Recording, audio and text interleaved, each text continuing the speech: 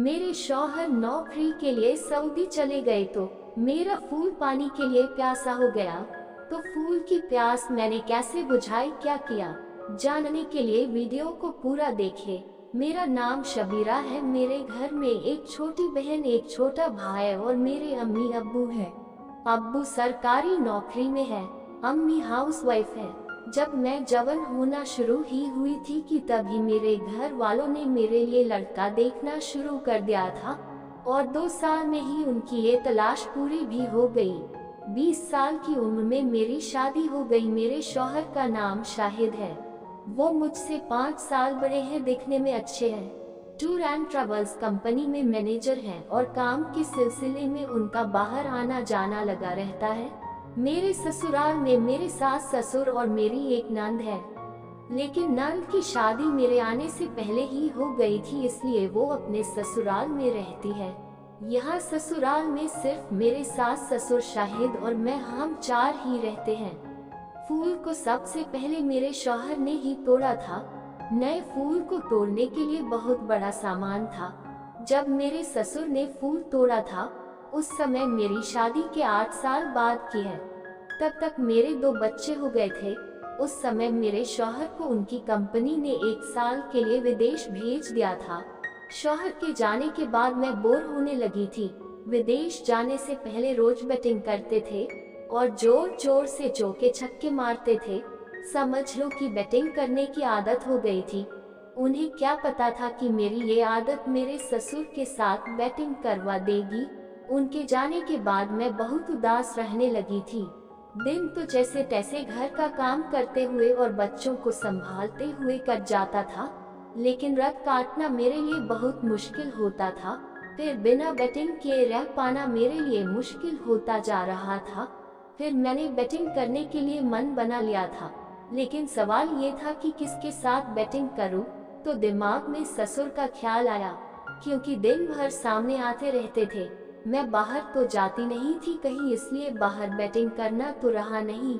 तो मैंने पक्का मन बना लिया कि अब ससुर जी के साथ ही बैटिंग करना है। मेरे ससुर का नाम जावेद खान है।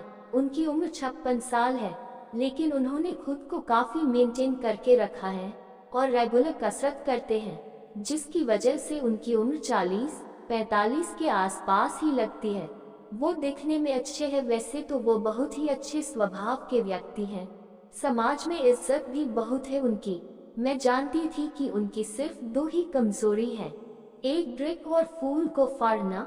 वो रोज रात को ड्रिक करते थे और बैटिंग के मामले में बहुत अच्छा खेलते थे। ये मैं जानती थी, इसलिए उन्हें बैटिंग के लिए मनाना ज्यादा मुश्किल नहीं था। मुझे सिर्फ एक मौके की तलाश थी, बस फिर मुझे वो मौका मिला। 1 महीने बाद जब जयपुर में मेरी सास के भाई का अचानक निधन हो गया, तो उस दिन मेरे सास ससुर दोनों सुबह जल्दी ही कार से जयपुर चले गए। मैं बेटी की पढ़ाई की वजह से जा नहीं पाई थी, तो मैंने सासू माँ से कहा मुझे रात में अकेले डर लगता है। तो उन्होंने कहा बेटी तू फिक्र मत कर, तेरे ससुर जी मुझे वहीं छोड़कर रात तक वापस आ जाएंगे। जैसा मैंने चाहा था बिल्कुल वैसा ही हुआ। वो दोनों चले गए। दिन भर मैं अकेली बस यही सोच रही थी कि अब तो ससुर जी के साथ बैटिंग करना है। रात को 10 बजे ससुर जी वापस आए। फ्रेश होकर उन्होंने खाना खाया, फिर हॉल में बैठकर ड्रिंक किया जैसा कि उनका रूटीन था। उसके बाद वो अपने रूम में चले गए। सफर की थकान के कारण जल्दी ही उनको नींद आ गई। सुबह चाय नाश्ते से फ्री होने के बाद मैंने ससुर जी से कहा पापा जी क्या आप मेरे साथ मार्केट चल सकते हैं, मुझे रसोई का सामान और अपने लिए कुछ कपड़े लेने हैं। तो उन्होंने कहा बेटी सामान तो ठीक है, मगर कपड़े अभी क्यों ले रही हो, अभी तो न कोई शादी है न त्योहार है। मैंने कहा अब्बू वो कपड़े लेने हैं। ये सुनकर वो बोले ठीक है, तुम तैयार हो जाओ फिर चलते हैं। घर के कामों से फ्री होने के बाद तैयार होकर हम मार्केट के लिए निकल रहे थे। मैं आपको बता दूं कि हमारे यहाँ लड़कियां बुर्के के बिना बाहर नहीं निकलती, तो मैंने उसी का फायदा उठाया और बुर्के के नीचे सिर्फ एक पजामी पहनी, ऊपर बिल्कुल ऐसे ही था। आमों को ढक लिया था, जिसमें टोकरी में रखे आम दिख रहे थे। जब मैं बाहर आए और ससुर जी की नजर टोकरी पे पड़ी तो वो देखते ही रह गए। मैंने कहा चलिए पापा जी। तब उनको होश आया और बोले हाँ चलो। ससुर जी कार निकाल रहे थे तो मैंने कहा पापा जी मार्केट में भीड़ ज्यादा होगी तो कार में प्रॉब्लम होगी, फिर वहाँ पार्किंग की भी समस्या रहेगी, इसलिए बाइक ले लो। मैंने बाइक के लिए किस लिए कहा आपको पता ही है। वो मेरी बात से सहमत हो गए और हम बाइक से मार्केट के लिए रवाना हुए। रास्ते में हरकत हुई, ससुर जी जैसे ही ब्रेक लगाते तो आम की टोकरी उनकी कमर पे लगती, फिर वो बार बार ब्रेक लगाने लगे और जानबूझकर गड्ढों में गाड़ी उतार रहे थे। जब हम मार्केट पहुंचे और बाइक से उतरे तो मैंने देखा कि उनके सामान ने हरकत किया। जब उन्होंने मुझे सामान को घूरते हुए देखा तो वो अपने हाथों से सामान को छुपाने लगे, तो मैंने कहा सामान का कवर एक आप भी ले लो पापा जी। उन्होंने कहा तू ही पसंद कर लेना। मैंने कहा ठीक है। फिर हमने पहले रसोई का सामान लिया, फिर एक लेडीज एंड जेंट्स गारमेंट्स की शॉप में गए। अब तक हम दोनों के बीच 50% तक समझ तो खत्म हो गई थी। मुझे महसूस हुआ कि पापा जी मन की बात को शायद समझ भी गए हों कि क्या चाहते हैं। वहाँ पर मैंने उनसे कहा कि इस बार मैं आपकी पसंद की लूंगी। उन्होंने 5-6 सेट पसंद किए जो बहुत खूबसूरत थे। मुझे भी वो बहुत पसंद आए, मैंने वो सारे ले लिए। मैंने उनसे पूछा आपको टोकरी के कवर का साइज कैसे पता चला?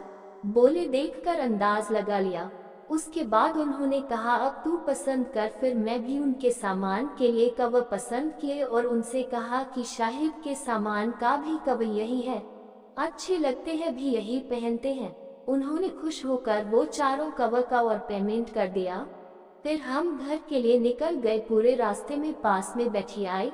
हम घर पहुंच गए। बाइक से उतरकर जब मैंने उनके सामान की तरफ देखा तो सामान में हरकत हुई थी। सामान का कवर भी पानी से गिला हो गया था। ये देखकर मैंने बोला ये कवर में से पानी बहुत बह रहा है क्या?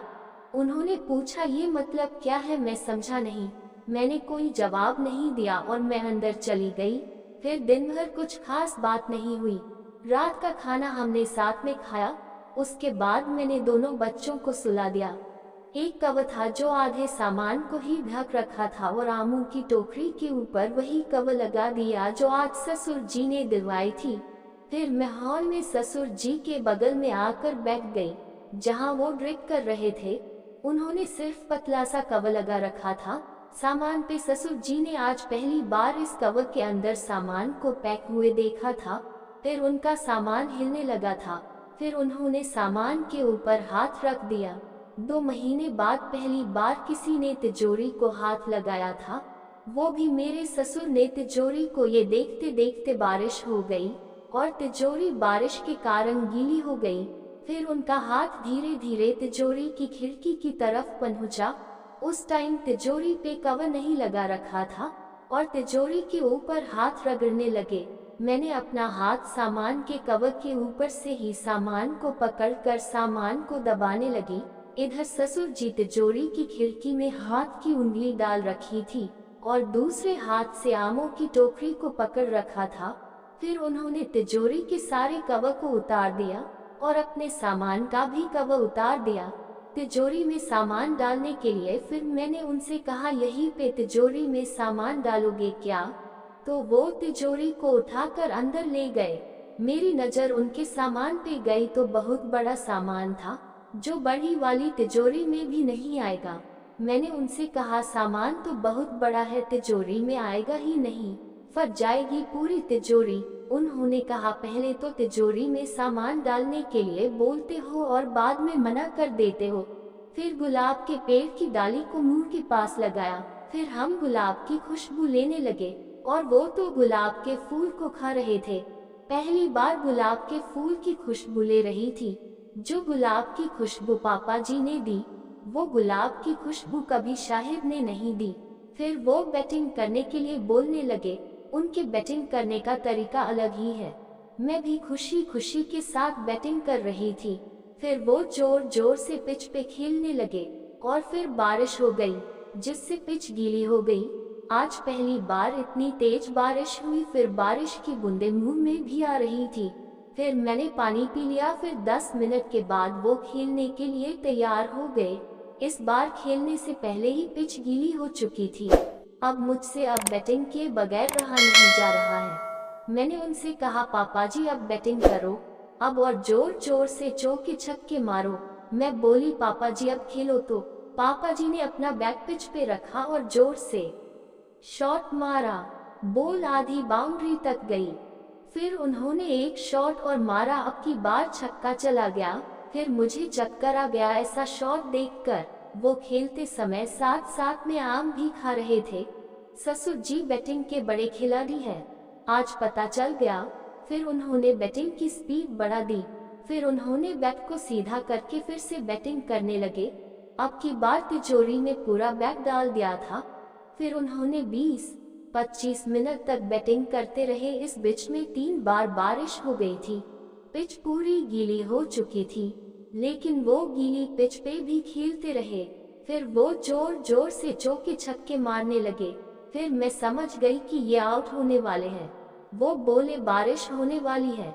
मैं बोली, गुलाब के फूल के अंदर डाल दो, एक फूल और उग जाएगा। फिर 3-4 चौके छक्के मारने के बाद बारिश आ गई और गुलाब के फूल के अंदर पानी गिर रहा था।